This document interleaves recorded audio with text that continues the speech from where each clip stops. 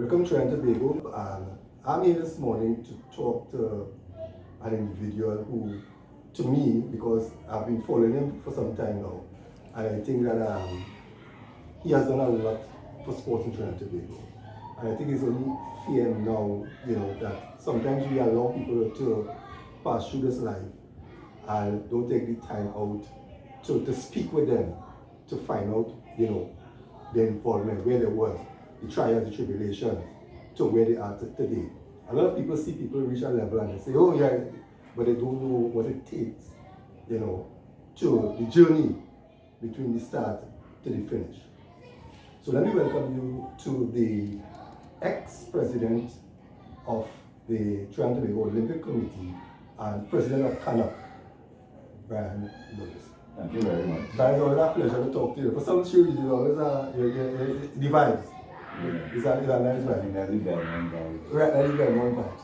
Now, you have recently relinquished the position of TTOC president, and you allow history to take its course because first female, to come in.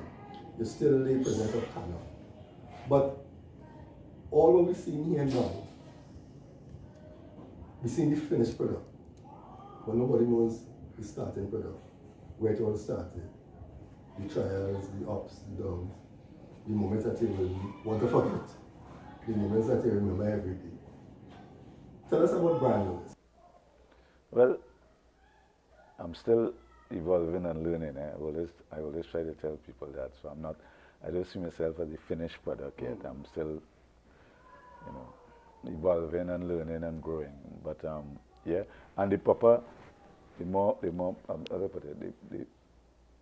correct terminology is immediate past president of the Trinidad and Tobago Olympic Committee, which is also the Trinidad and Tobago Commonwealth Games Association and the Trinidad and Tobago Sand and Beach Games Association. So I think that is well known. I've been a big advocate of gender equality, and having the program features female.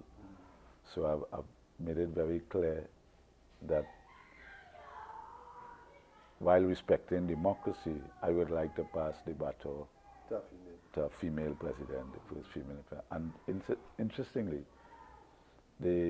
when I decided to run for Trinidad, for the president of the Trinidad and Tobago Olympic Committee in 2013, and it was a contested election because other members at that time of the committee, which had served for quite a number of years, since 1997, had another candidate in mind, and that's their right. So the then President Larry Woomani, the then immediate past President Douglas Camacho had supported Mr. Richard Young at that time.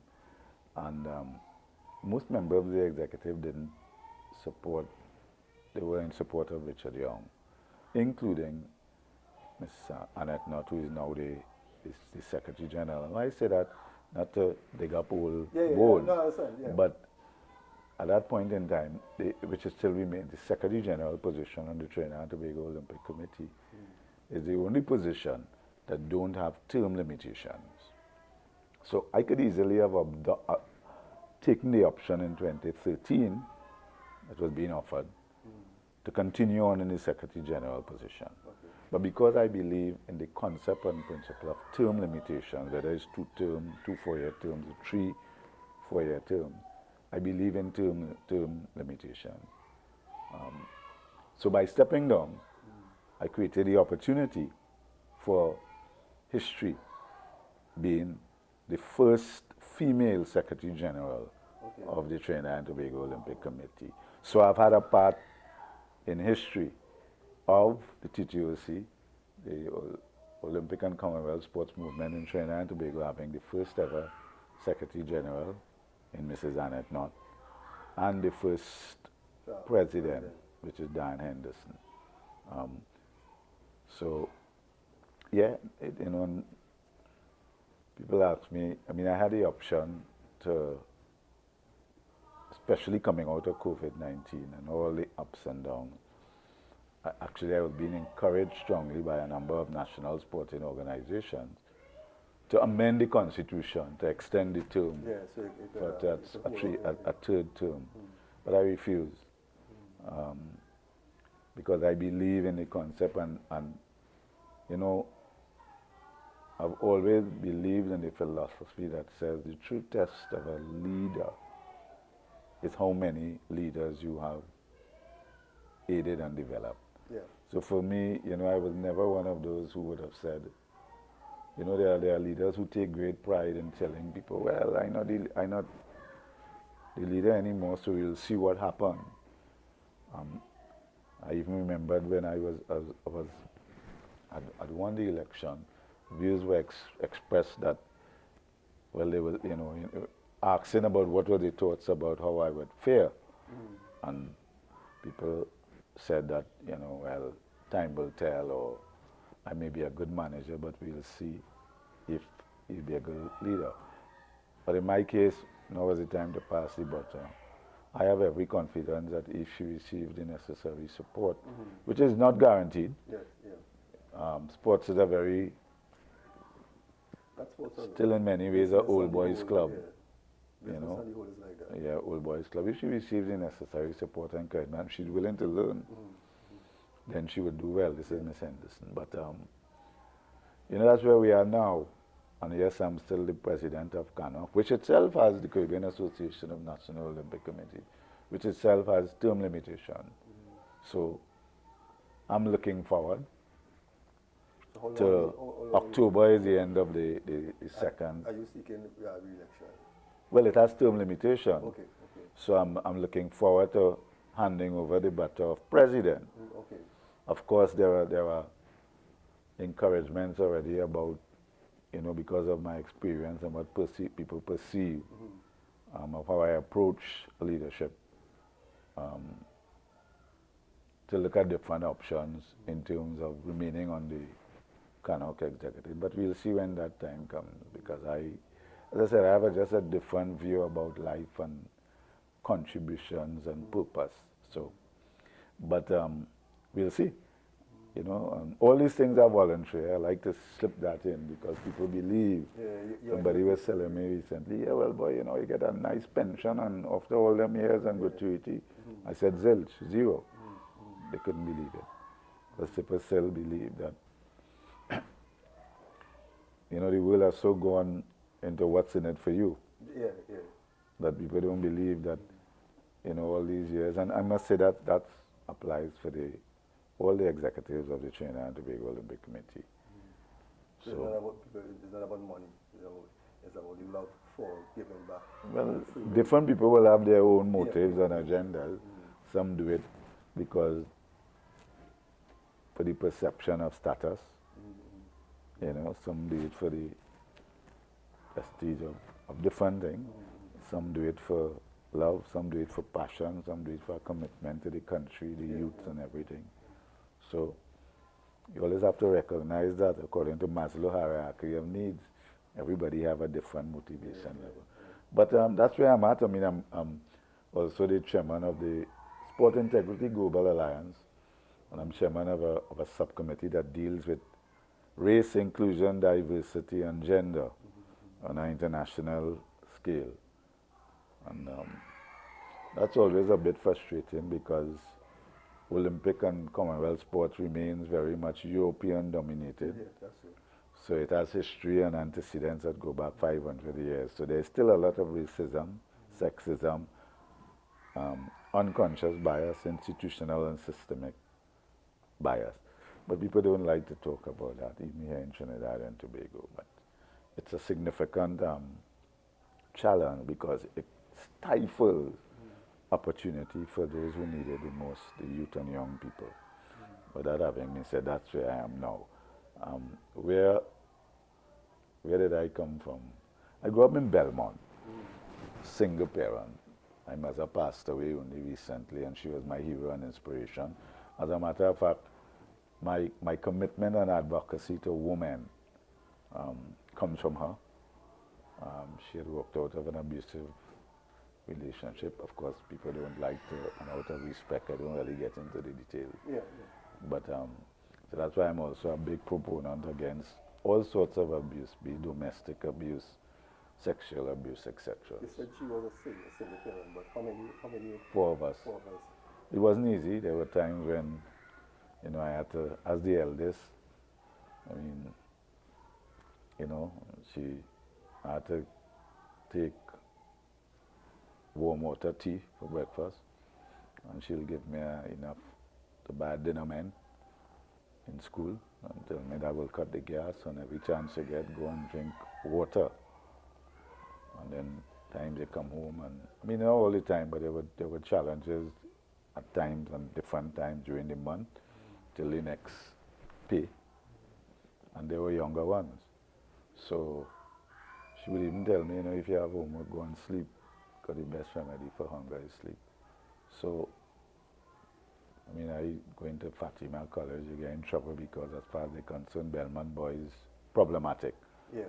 Nobody never asked me, really, why you don't do your homework? Why does it give so much trouble? Because I had this huge chip on my shoulder, right? Because you go to school and all them boys and them who have fathers, they're doing their homework and there's teacher's pet. So, you know, when you're young, you internalize things different, life is unfair. So I had this chip on my shoulder. So I was a little bit anti-authority, a little bit, you know. You find ways to rebel that is not in your best interest. But you learn over time that everybody have challenges and issues, and that, you know, you don't internalize it. You internalize it differently, you know. But my mother was my rock, our rock and foundation. So she instilled certain things in us. But growing up in Belmont in the 60s and 70s was an absolute dream, because you were surrounded by steel pan, calypso, music, sports. So Bedford Lane had a lot of history, Coles, and a lot of well-known sportsmen, mainly in those days. Sportswomen, but mainly sportsmen. So sport became, like, for me, a surrogate father, you know, and it taught me self-esteem. While a lot of other people may be looking down at you, you're from Belmont, you're giving trouble. You know, sports was democratic in the sense that it allowed you the opportunity to do something that you did well. You know, so while for me Pythagoras theorem and geometry may not have been my strong point, playing sports, you know, so I've always understood the value of sport. And then growing up in Belmont, you have horse racing, the bigger boys. It was a great time to be growing up. I mean, that's why I'm a big lover of steel band and culture. I get licks for going in the steel band yard overnight and running away and going and play judo. So you do all the different things, I'm just saying, you know.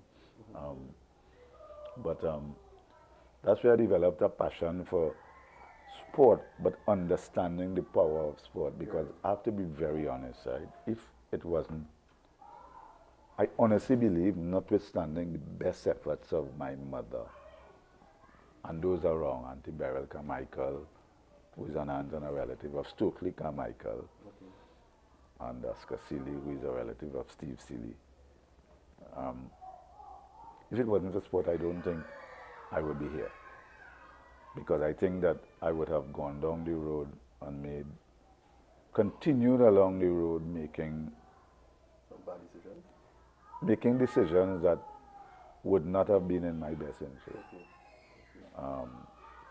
Because one of the things that people don't realize is that Belmont, when you grow up in certain areas, so Belmont, there was a point in time in the history of Belmont, it was firmly middle class. You know, earlier years it was known as Freetown, where the slaves, one of the places where the slave ran. But when the time we growing up, it was more challenging. We had a drug pusher living across the street, alleged, let me say that. You know, you had the boys who, NUF, enough fighting, you know, the novels. So you grew up around, you know, you grew up around elder boys at that time. 1970s. I'm a child of the 60s. So the Black Power, Che Guevara, so that I grew up around an environment. Che Guevara and Fidel Castro, Mandela were the heroes. You know, so you're chippy. You know, you're chippy. You have a chip. Yeah. You know, with a bunks. and you're buying into the thing and the Saga Boys and stuff. You know. So it was a different time. So you had to stay focused. You know, and you get the distractions and you dabble a little bit. But then you always had sport. You know, and then I had somebody who encouraged me, Albert King. He passed away. He was the one who told me, you know, you have to run some races in primary school. He encouraged me to run into Hampton. So I went into Hampton. Hubert Francis and that era. But people wouldn't believe it. I wasn't disciplined. So that put an end to any serious development in terms of track and field. Okay. And then when I reached a certain age and time you did GCA in those days, it would have been irresponsible for me to tell my mother I wanted to go to university and stuff. You know what I mean? It's only those who walk that way will understand what I mean when I say that. You had to go and work. Yeah. So I went and worked. I was making $50 a week. And I remember when I took that job as an office boy in a print tree, the man was surprised, right? He said, but you're taking it, because I went Fatima at the time and then St. Anthony's for a year. I had then 4 passes, which back then was all right. And I had to take it, so that $50 was like $50,000 for me because I could help my mom a little bit. Yeah. And she don't have to give me anything. And then after that, I went and worked in the oil field in 1978. So again, I said that, so in those 2.5 years working in the oil field in the South, I forget about sports. Is it your former petroleum worker then? No, I worked with, it was then Trinidad Oil Well Services. Oh, Trinidad Oil Well, okay. It then became TTOC. Oh, yes. Okay. I had a great time. I get breakout in South. Yeah. Further. Yeah, man, South was like, your money tall, you know. Yeah. I just tell people like, it's money tall, so. Working in the oil in them days, it wasn't easy. So I drift away from sports. And then when the first oil crash came,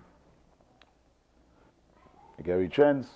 So retrenchment in the oil industry was part of it, you know. Oil price go up, it coming down. So, and then I got into insurance. So all of that is not the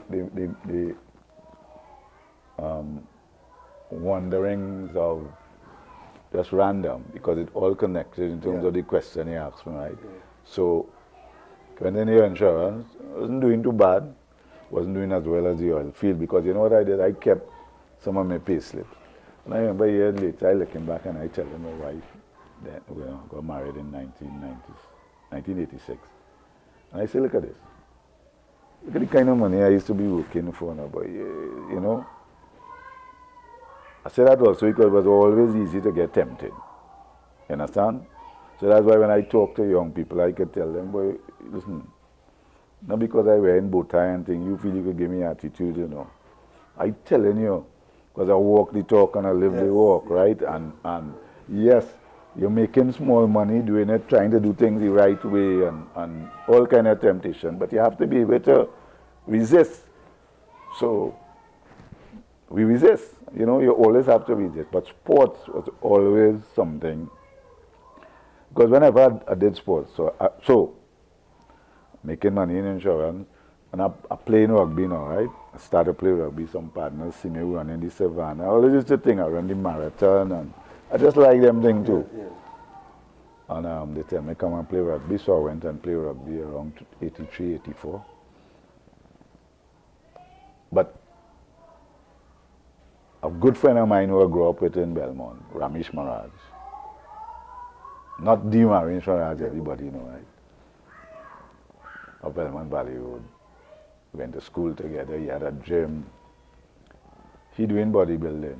He's the PRO of the Trinidad and Tobago Bodybuilding Federation at the time, in the 80s under Alvin Harris. So he approached me, you know, as a sponsor. So a sponsor class going to the event. Back in the days, it might have been about 500, which was plenty. And I sit down in the audience and I annoyed. So when he finished something, I talk. I say, listen, X, Y, Z, this, that, the other. We have people sponsoring, and but because we grew up, he's a big, tall, strapping guy. Never forget. He said, listen, Brian, you have all the answers. You know all that wrong. Come and walk your talk. I say, okay, no problem. I never forget, it was funny, right? He said, but on one condition. I said, what is that? He said, I'm the PRO. You will have to be the acting PR. In other words, don't come and try to take over my work. You know? So I ended up. And that's how I got, you know, helping out and, you know, and you learn the run, and then rugby, I started playing rugby. And it's a funny thing, you know. So that chippiness never went away, but I just modified it, right? Because an elder in the community one day had gotten into some issues. So he came and he told me, so I had to be careful. I know this is media and stuff, so you have to be careful the words you use, right? Came to me, said, let me tell you something. A young fella has plenty potential. He said, but people don't like an angry, right? He didn't say black man. Yeah. He said the N-word, right? Yeah. He said, so you need to boil it down.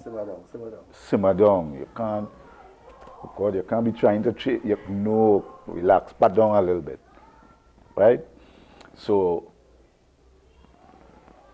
although I'd modified it, so going into a thing, and I have my opinion about different things. So one day they say, well, go to a meeting. You go to the meeting at the rugby union. Next thing, I end up being the PRO of the Trinidad and Tobago Rugby Football Union. Then I became the secretary. And then, you know, you won't believe it, the same thing. They had something at some big special meeting. I think they had a vote of confidence in, at the time, Douglas Camacho, hockey. So, you remember there used to be, I don't know if you remember, you're wrong, you're a sport historian. And this is what I tell people, a lot of times people talk and they don't understand history. So there was a point in time, there was the women's hockey and men's hockey. Yeah. Then they merged. So the women's hockey, they had a vote of no confidence, I think, at the time in Douglas Camacho. And I remember going to this meeting and a lot of views expressed. And I can't even remember what it was, but I said something, right? Because I don't ever really stay quiet.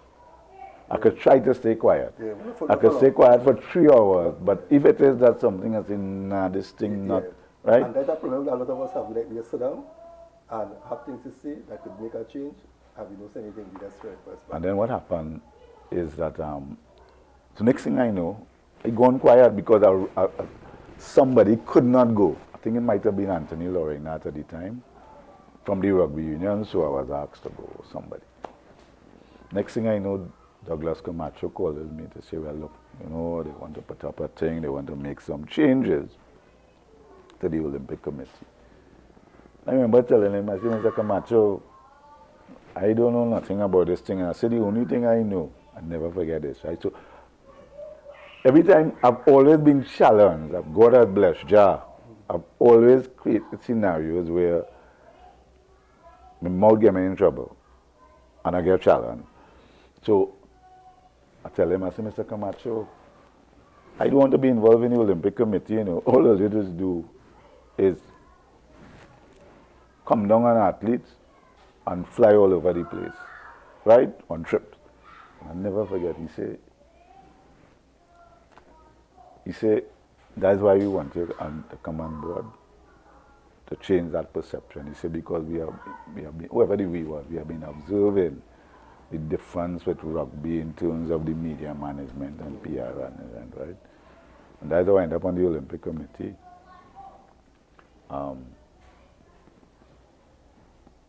You know, I've always, everything I'm doing, I'm not perfect.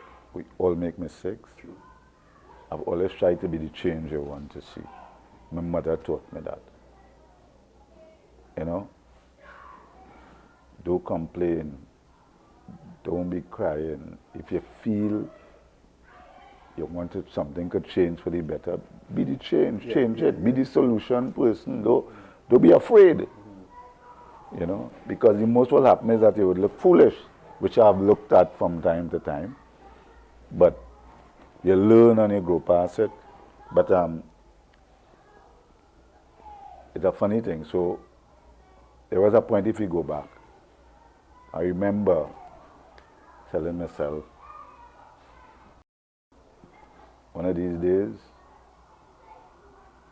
I will always commit myself to using sport to make a positive difference for youth and young people because of the difference it made with me and those around who choose that road, right? And I always said I wouldn't join any other service organization because I felt that you can't focus on too many things. So although I know they provide good things, I've always turned down opportunities to be involved in other service organizations to focus on the power of sport to make a positive difference in the lives of youth and young people, in particular at-risk youth and young people. When you look back at how life was for you when you were a child with under this single parent, if I'm to ask you, what impact that period of time when you felt, warm water, tea, when you look back now, how does that make you feel? Or how does that make you appreciate the life you have now? To me, the biggest impact out of that was you could have nothing and do something, or you could have nothing and become something, you could have nothing and change things. So when you know what it is to do it out, nothing will faze you, you know. Let me repeat that. When you know what it is to do it out, nothing will faze you, you know. Because a lot of us have. We might not have an overflow, but we have. But we still complain. Yeah, because, my mother always insisted, you don't look at other people because you don't know what they're doing. And don't hang your hat where your hand can't reach. I've lived my life that way. Whatever I have or don't have, I just remember 5 loaves and 2 fish. It begins with compassion and generosity because it have a higher intelligence, whatever you call it, that will take care. I don't remember about us up, it don't matter. And you see the lessons, I could give many lessons that my mother taught us in her circumstances that have remained ingrained in my siblings and I. Make do with what you have. And you see, like the lesson I gave you about the water tea, hot water tea, it taught me that I was the eldest. I had to make sacrifices for the younger ones. And for society, a community, a country to progress, people have to be prepared to plant a seed, the shade of which they will not enjoy. And part of the problem we face in this society and in sport in Trinidad and Tobago is we live from a scarcity and a fear mentality. So for somebody from your club or your child to be selected, somebody else must lose. So instead of trying to be fair and transparent and accountable, we want to put up a barrier for others. And at the end of the day, that selfishness and greed consumes all of us. Because at the end of the day, no society, no sport can oppress people and get away. At some point in time, the ones who are oppressed, the ones who feel a sense of injustice, somewhere along the cycle, they will rebel. Five loaves and 2 fish. During the journey, you got married in 86, right? So you have a wife now, so it's not you alone. And children had to come, right? 2. How did you manage Brian with the chip on his shoulder, now having a wife, having 2 children, to take through that journey with you? How did you modify the chip more? Or how you went through that period of getting married, wife and children and all that, to include with what you were doing and that journey through the Olympic Committee and the president and all these things? I have been blessed and very fortunate by Jah and God in that I had my mother and then I had a good wife. So I've been very fortunate because if I had a different wife, I may not have been able to do the things that I was able to do, to have the sense of purpose I have to do, you know. So that was important. That gave me space and the opportunity to follow my purpose, you know. I sometimes struggle to answer that question because the truth is that to do anything well, you can't be balanced.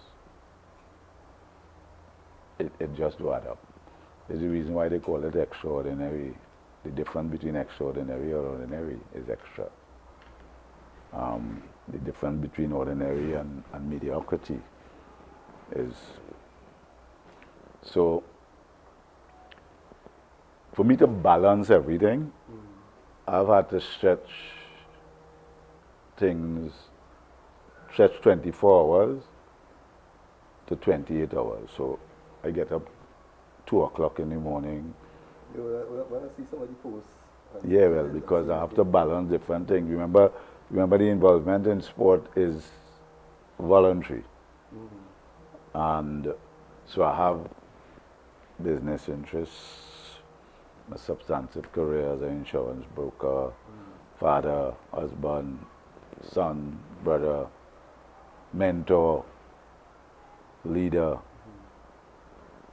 So I have to find a way. It can't be done in 8 hours, you know. And but you have to do what you have to do, and you make choices. So you have to sacrifice some things for the others. So I would have sacrificed maybe social life, although many people will doubt that. But again, it's finding that, as you use your words, how you do it, I'm a big carnival person. So come carnival time, I block out some you know, I must play mass, Yeah. I must go to things that block out. Yeah, So of course, during that period, I have other things. But fortunately, we live in a society where, as you know, sport tends to shut down unnecessarily around carnival time. Yeah. You can't even get sports facilities. Yeah, because the stadium, everything goes to the Yeah. yeah. Mhm. When, when, when when you look back, right, at your life, if you have that opportunity to relive or maybe do things differently, what direction you will take? Or is it that you are contented with the life that you grew up because that made you the man you are today? Well, for sure, I wouldn't trade my mother. I wouldn't trade my brother, as they say, and my sister. Yeah. Right? So it's my sister is Arlene, she's the second, and Garth and Sean. Wouldn't trade them for the world.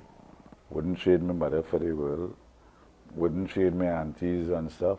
Even on my father's side, I have a good relationship with Maria Claro family. Wouldn't change that for the world. So I wouldn't change that.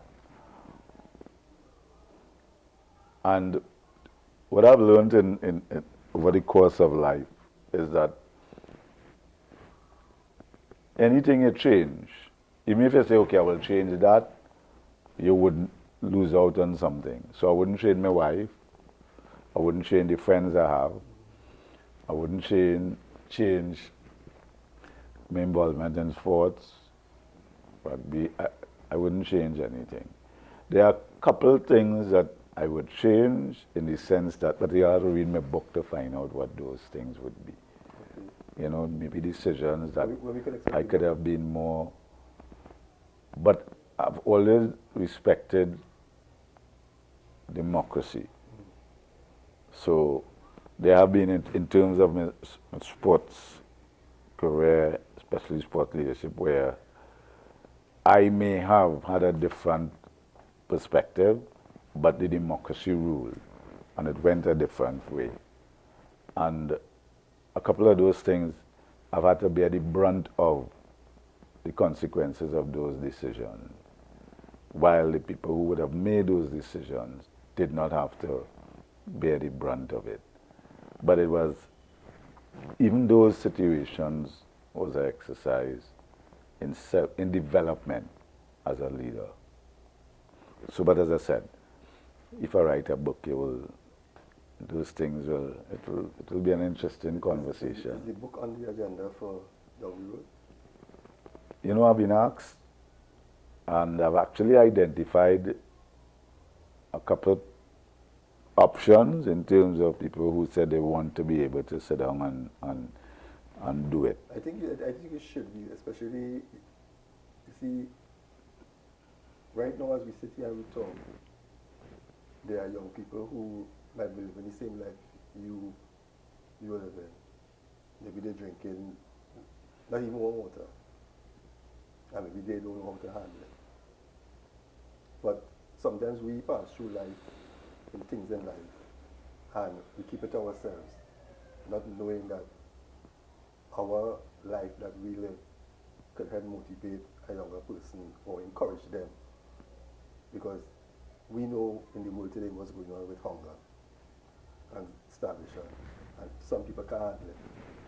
So I think it will be an opportunity, you know, for, if not for the elders, especially the young persons who feel, well, I live in a depressed area, single parent, and all I could really do is live the life of the area that I'm living. You know?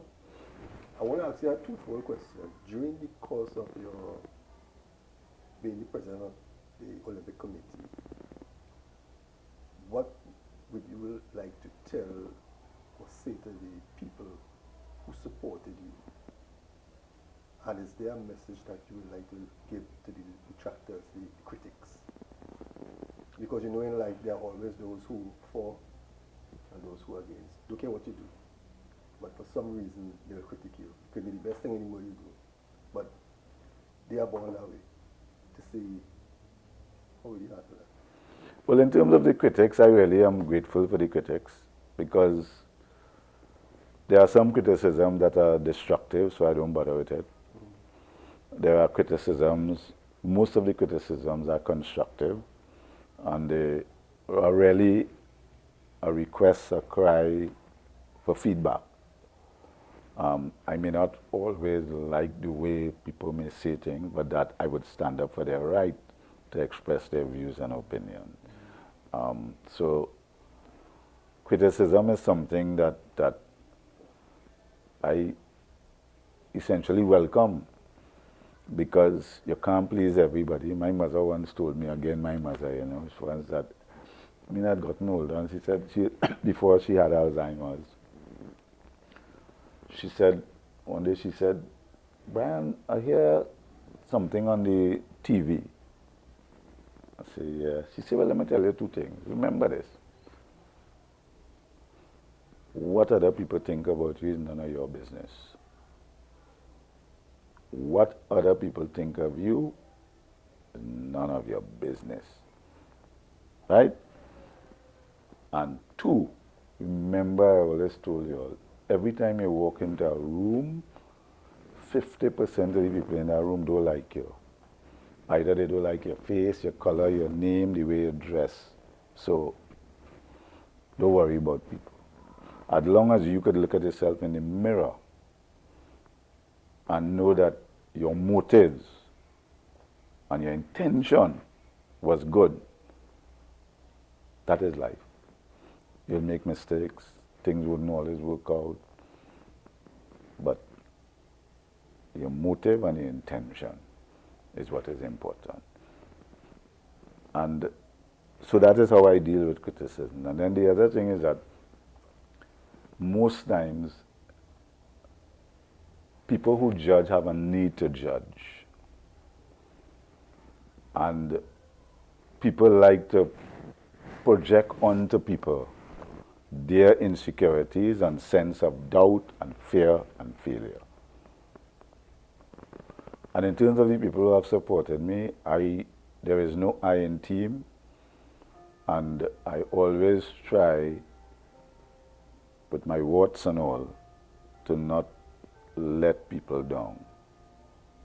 So I'm human and I'll make mistakes, but there are certain things I wouldn't do. So people could not like me, they could hate me, but I'm not going to give them the opportunity to say I'm a thief or a corrupt.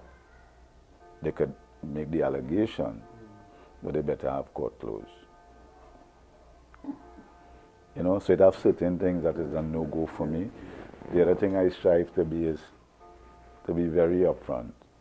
I understand the need for diplomacy as I've gotten older. I understand the need to... Sometimes people don't want to hear your opinion. They don't want your advice. All they want you to do is listen. So, it's not all the time people seek your opinion. They just want a listening ear. And so I've learned to give that, you know. And so I just try not to let the people down. So if like when I spoke up about racism and Rule 51, and that, you know, the IOC was wrong in those things, and that the IOC should rescind the life ban on Vince Matthews and Wayne Coley, and that they first say that if the next president of the International Olympic Committee should be a woman, and that the Olympic movement is a boys' club. I understood and accepted that there are consequences for that. Mm-hmm. But I believe, growing up in Belmont, I've seen people, I've grown up around men, women, whether you felt they were right or wrong, who literally were prepared to die for what they believe. So, for me, if you are given the opportunity and privilege to hold an office where you can stand up for something then you need to do it. And so that's what I've always tried to do. I remember when I was running for the presidency of the TTOC and all sorts of different things was coming one day. I remember a very good friend of mine said, boy, he literally told me you're not going to win and you can't do what Richard Young and them fellas could do. And, you know, I'm a fool. And I remember I just told him this. I say, you know, you might be very well right. I say, but all them young fellas and young people that I just talk to about stand up for what you believe in, regardless of the consequences. I say, what you want me to tell them when I quit and say, you know what, I can't win, I can't make a difference, but you go through. I say, just so. I said, what you want me to tell them? And he couldn't answer. He said, boy,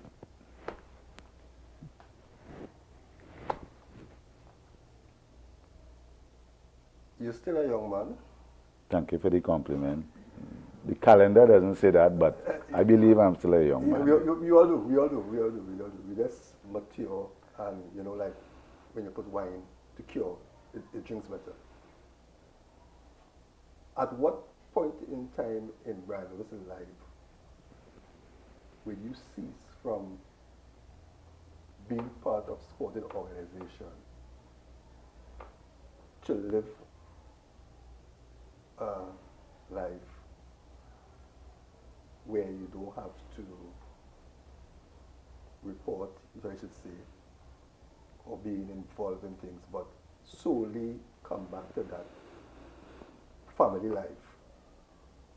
Because I'm sure your kids and your wife, there are times when you were either abroad or something.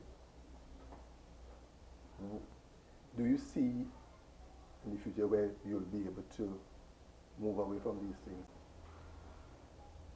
No. Because when you look at the crime situation in the country,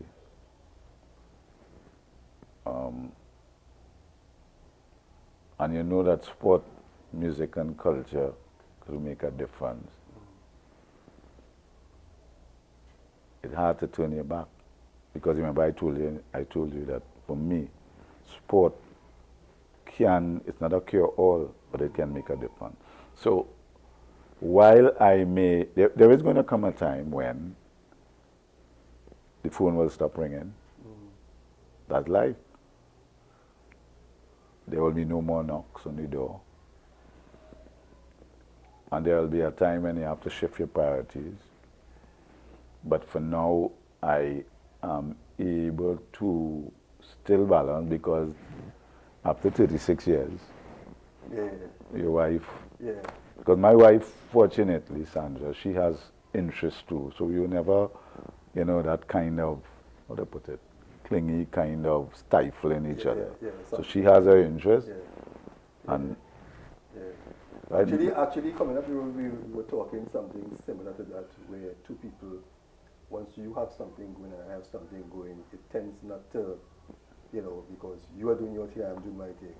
So it's not that I'm doing something and you are not doing anything, right. So you want more of my time. You know, and then I remember, even in the busy years, right? Busy. I had reached a point where I said Sundays was family days. Sundays were for my family. So it would be very difficult, unless I'm out of the country, to get me to do something on a Sunday that is at the expense of. So my children were both involved in sports, so I was always supporting them, right?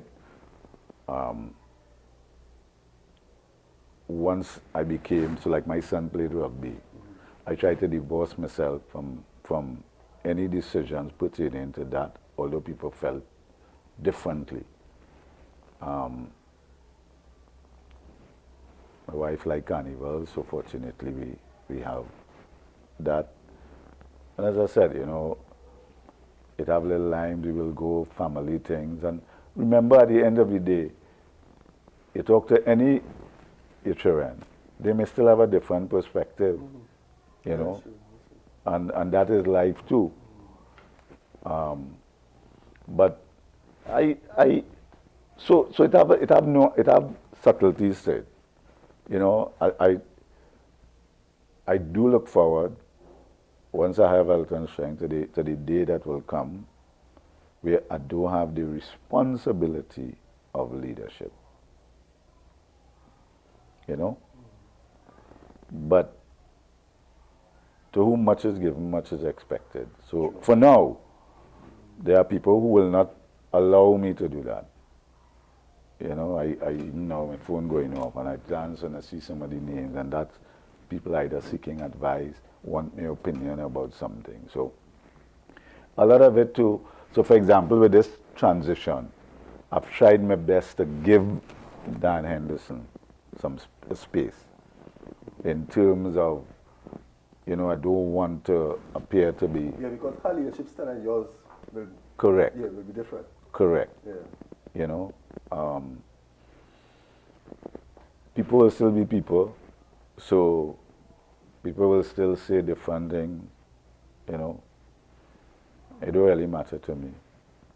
You know, because when I go to maximum security prison, you know, to support certain things when it was allowed, I remember watching The Yard and saying, "Dear, but for the grace of God, was I." Those things humble you. You know, and I do different things to keep myself grounded too.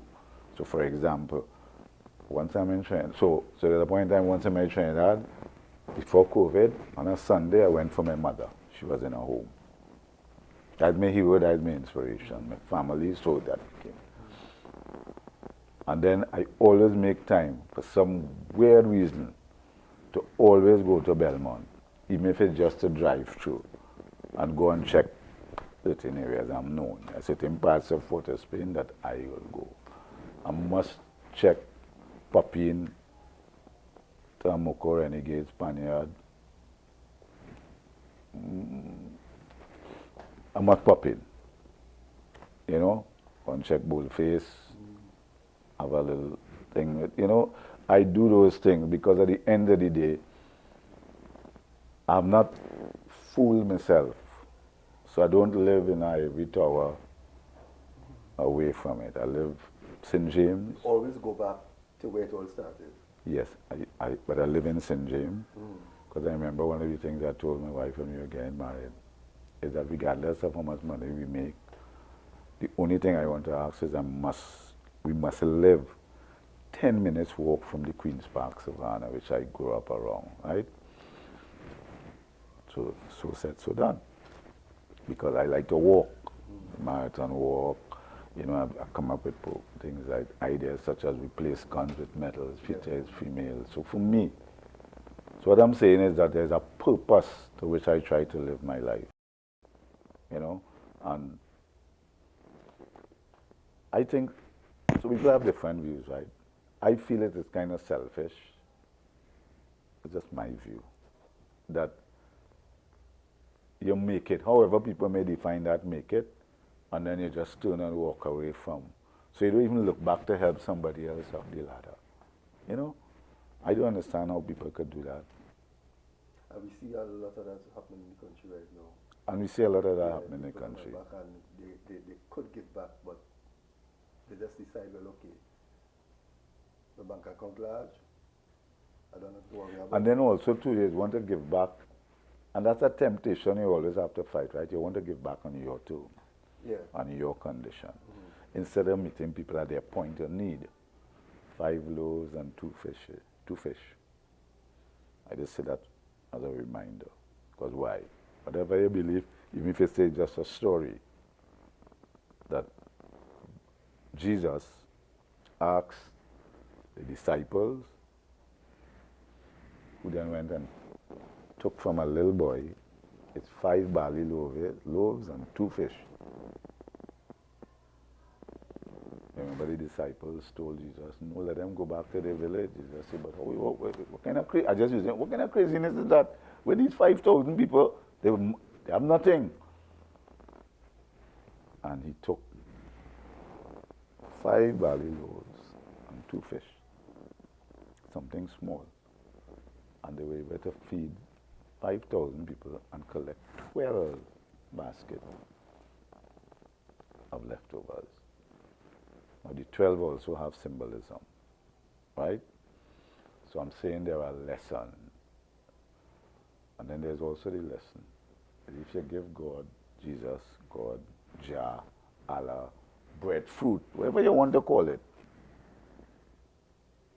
out what you have,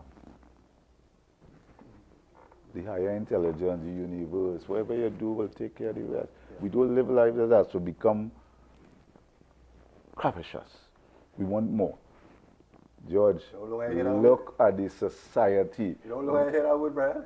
Capricious? So the word? It's a word. So if you look at, so people have all of this, the whole table, but they want, you and me, the 3 of us have a little table there. They want that table. Yeah. Yeah. No, I'm not talking about the little petty criminals, you know. I'm talking about the bigger people and things. Seeing that in businesses today. That's what I'm saying. Them own a big conglomerate. They want to still.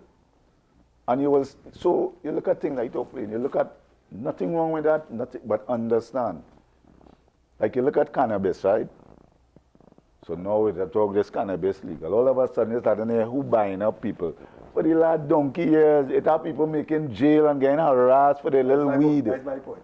Right? That's my point. No, people get vexed when they hear me say, because they say, but how you be talking about that boy, that what we have your sports and most examples, you understand? But they're talking about the systemic and institutional injustices that trickle down. Other people just want you like you're in sports.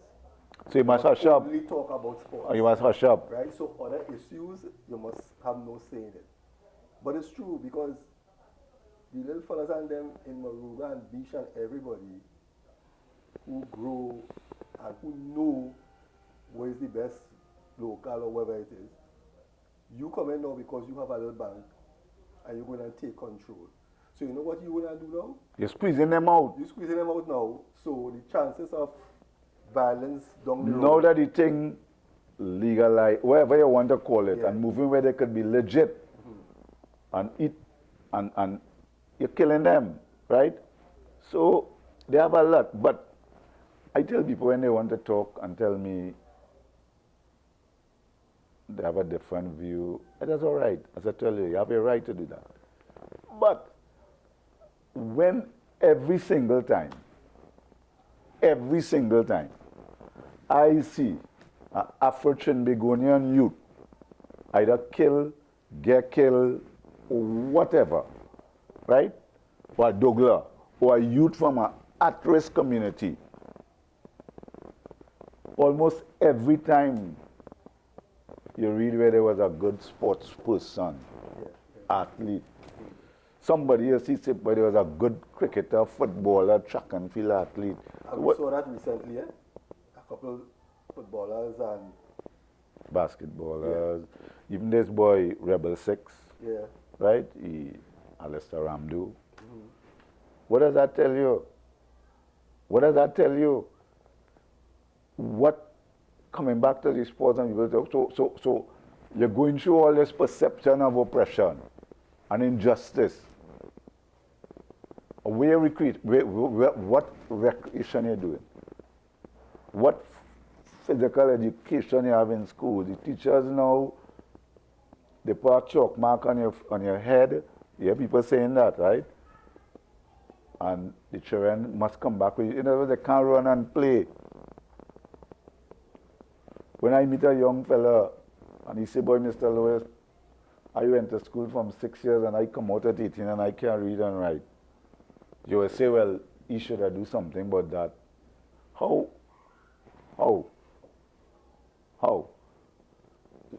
What sense of hope do you expect that youth man to have? You ain't expecting to blame the system. Remember I tell you I grew up so I could understand that it's a human thing. Right? Who, what, taking that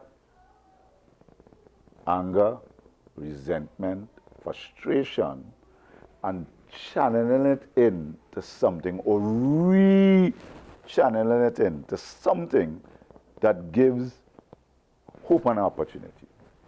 I see to add to that, and we go back to your younger days.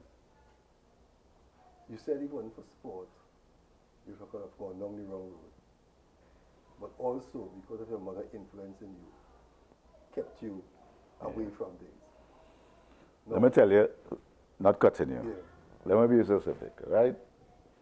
This is not a confessional, but my mother came to me one day and she said, "You're my eldest. I will love you forever and I will always be there for you. But I have my ears to the ground. So it's either I'll have to bury you or when you come out of jail." And she turned and she walked away. My mother is not a diminutive, maybe 5'2", Asian Trinidadian. And I remember watching her walk away. And I said, boy, this woman working so hard, I'm the eldest. And all I say, because I've said this to you sometime, I don't like to get into the specific. Because it's very easy for people to accuse you of glamorizing things. That is when I took the road less traveled. And that's why I give credit to my mother. Even though there were people who would say anything. But that add credit to what I was going to say. Because what I was going to say is that, okay, she forewarned you, right? Yeah, but my mother climbed up, not cutting. My brothers and them will tell you, no, my mother is easy, you know, my mother climbed up on a chair and watch me and tell me, I make you, you know, I will go and sit down in jail comfortable for you, you know. That's a long time parent talk. But all of that adds to what I'm saying here now. No, because of all of that, it kept you away from trouble. But yeah, the parents today are not fully, I should use the word, but children making children, and some of them in the same trouble. But that's the point. So how could they now give confidence to the child? Correct. And keep that child on the straight road? Because they themselves, you will learn to be a mother. So that's what I was trying to show. Parents long ago were different because, I like to remember for young pregnancy, but I think long ago, women used to make children at a certain age. And they You had a little scandals between them. But they spent time being a mother and a parent because they had inherited. The society was constructed different. Yes, and besides that, they had inherited a certain lifestyle from their parents. But now, a child making a child now, you ain't learn good. What advice you giving the child? So that is why maybe we are seeing so many young people running wild. It was the construct of the society too and the system, you know.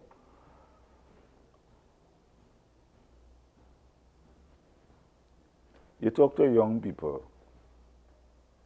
No, not all young people problem, right? Yeah. But the one who causing the problems is the one who causing the problem. Yeah. And they would tell you things like, I remember once a young man said, "But Mr. Lewis, I hear what you're saying. But go and talk to them people who we just see on TV standing up next to the president and the prime minister and this one and the chambers, right?"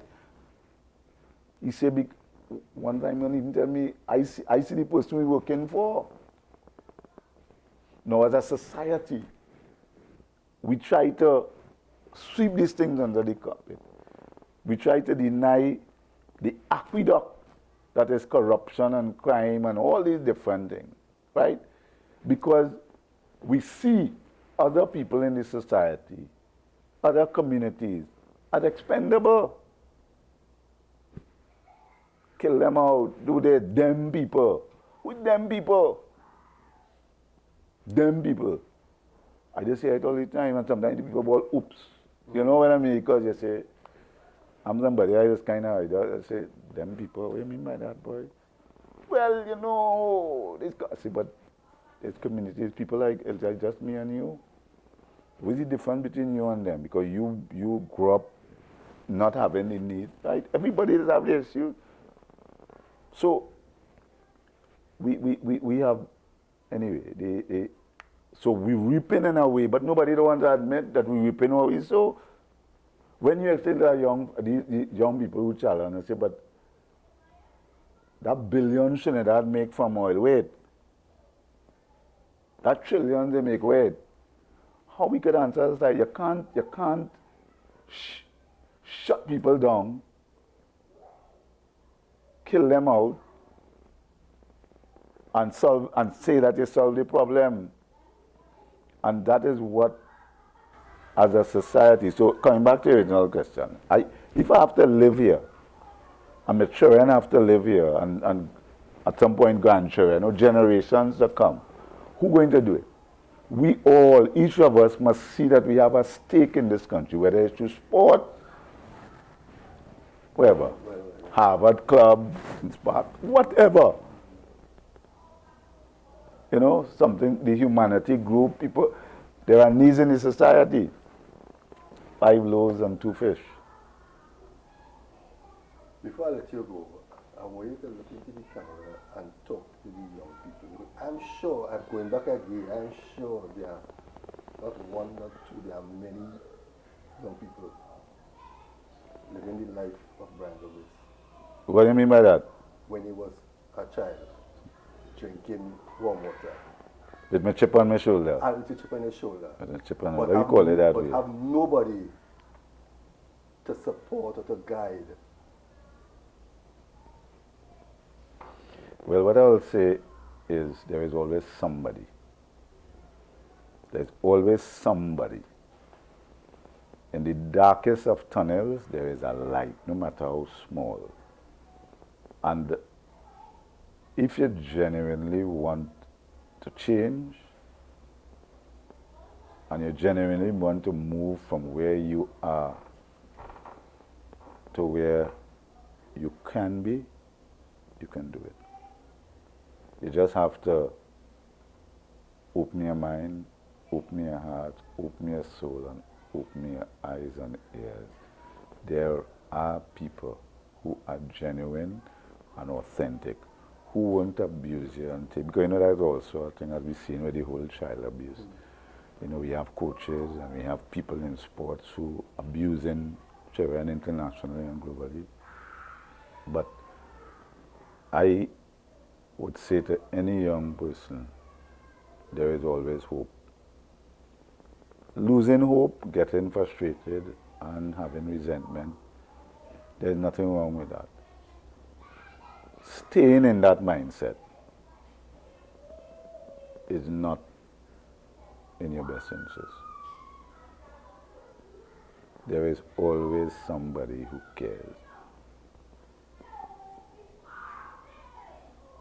Brian Lewis, thank you very much.